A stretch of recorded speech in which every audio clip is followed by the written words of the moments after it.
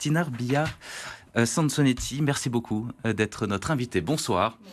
Vous êtes tête de liste pour le printemps marseillais dans les 13e et 14e arrondissements. On met le voile en campagne puisque ça y est, nous sommes en campagne.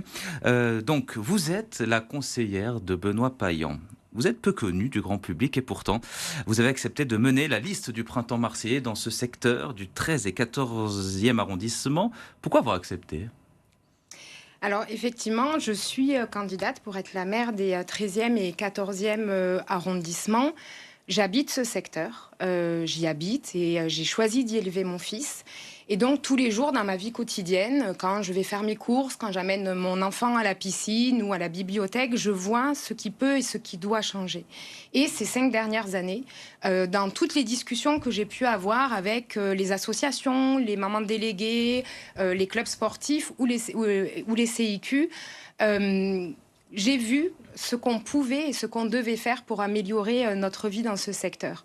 Et puis quand je me balade dans mon secteur, que ce soit dans les rues de Saint-Gabriel, sur les hauteurs de Sainte-Marthe, de Château-Gombert ou à la plaine des sports et des loisirs, en fait, on voit toute la richesse, le potentiel et la beauté de ce secteur. C'est un des plus vastes de Marseille. Oui, c'est le plus peuplé, c'est le premier secteur de la ville et il est temps qu'il soit traité et respecté comme tel. C'est ça mon ambition. Et donc, en fait, je suis habitante de ce secteur, je l'aime, j'ai envie de le transformer. C'est pour ça que j'ai accepté d'être la candidate dans ce secteur. Comment la gauche peut reprendre la main sur ce territoire qui, depuis plusieurs années, précisément depuis 2 mandatures, est aux mains du RN, puis de la droite. Quelle est votre priorité et comment comptez-vous gagner cette élection et faire basculer donc ce secteur à gauche ? Alors effectivement, ce secteur, il est dirigé aujourd'hui par la droite et auparavant par le Rassemblement national. Je le disais, c'est un des secteurs les plus vastes et le plus peuplé. C'est le premier secteur de la ville. Et ça fait 6 ans, avec Benoît Payan, qu'on répare ce secteur. On a réparé nos écoles. 36 millions d'euros mis dans les écoles sur les 13e et 14e arrondissements. C'est la priorité ? C'est une des priorités. Il y a effectivement la question des écoles, il y a la question de redonner vie à nos villages et à nos noyaux villageois. Il y a la question du logement digne qui est essentiel dans ce secteur, que ce soit la question des copropriétés dégradées ou de la non-décence, notamment dans le parc social. Oui. Et bien évidemment, il y a la question de nos enfants et donc effectivement des écoles, mais pas que, mais de nos enfants. Oui. C'est vrai qu'il y a les logements dégradés, on pense aux Rosiers, on pense à Frévalon. Comment justement on agit dans ces secteurs pour ces grandes copropriétés qui sont en grande difficulté ?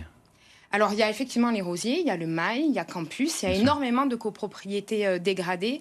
Et Benoît Payan s'est battu ces 6 dernières années et on a obtenu un grand plan de rénovation, notamment pour le Mail et les Rosiers. Et il faudra aller plus loin, je pense à Campus, où il faudra un plan de sauvegarde pour sortir cette copropriété aussi de la difficulté. Et on a effectivement un vrai enjeu dans ce secteur, c'est qu'on a aujourd'hui 2 offices publics, un de la métropole, un du département, qui laissent des centaines et des centaines d'habitants vivre dans des conditions non décentes. Et donc on a agi avec Benoît Payan, il y a eu des constats d'insalubrité à l'encontre de ces bailleurs, et demain on ira plus loin avec la création d'un gendarme du logement, et en mairie de secteur, on installera un défenseur des droits des locataires. Le transport également, point noir de ce secteur, accès compliqué au centre-ville, on le sait que c'est enclavé. Quelles solutions réalistes vous pourriez mettre en place et vous proposerez si vous êtes élu ?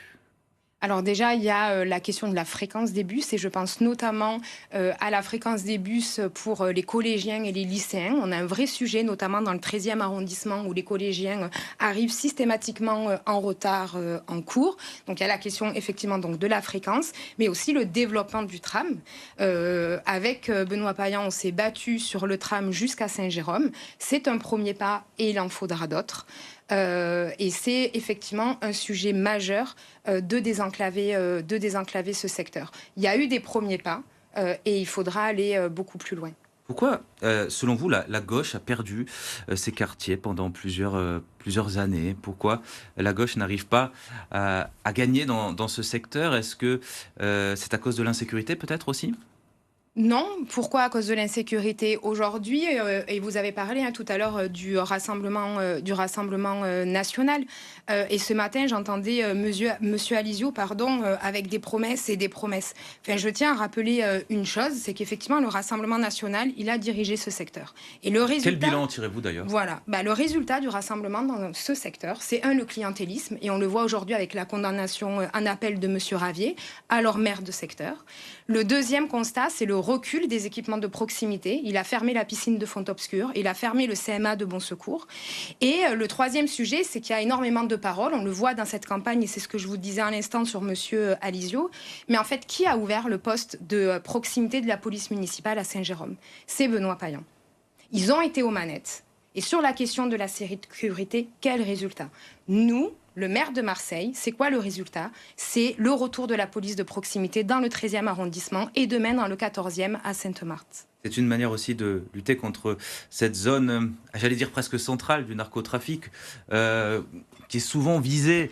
Malheureusement, c'est une des réponses pour lutter contre le narcotrafic et rassurer les habitants surtout. Alors, il y a plusieurs réponses, mais permettez-moi avant. Vous savez, moi, je suis maman et je ne peux pas imaginer le drame et la douleur que c'est que de perdre un enfant. Et quand on parle de narcotrafic, moi, je pense d'abord à toutes ces mamans qui ont vécu ce drame. Et qui sont debout aujourd'hui et qui se battent pour qu'aucune autre maman ne puisse vivre cette horreur. Et c'est pour ça, et c'est pour elles, que je souhaite ouvrir une maison des familles pour accompagner les familles victimes de narcotrafic. Et au-delà de ça, sur la question du narcotrafic, mais Benoît Payan s'en est déjà, enfin, on a déjà parlé à plusieurs reprises. Il faut, et je rappellerai juste deux choses. La première des choses, c'est que la lutte contre le narcotrafic, c'est la compétence de l'État.